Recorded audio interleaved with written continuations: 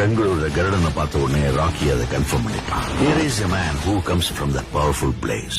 அதனாலதான் கருடனை கொல்ல வாய்ப்பு கிடைச்சும் அவனை கொல்லல, விட்டுட்டான். KGF பிடிக்க அவனுக்கு ஒரு பெரிய படையே தேவைப்பட்டுச்சு. அதனாலதான் ராக்கி எல்லாருக்கும் முன்னாடி கருடனை கொன்னான்.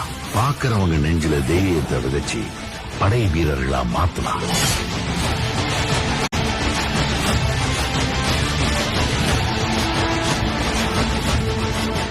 எல்லாருக்கும் கருடன் இறந்த செய்தி தெரிய வந்துச்சு.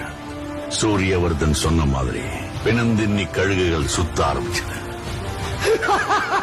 KGF அழிக்கவும் காத்துட்டு இருந்தாங்க, உருவாக்கவும் காத்துட்டு இருந்தாங்க. ஆனா அங்க ஏற்கனவே ஒருத்தன் தன்னோட கால் தரத்தை பதிச்சுட்டான்னு அவங்க யாருக்குமே தெரியல.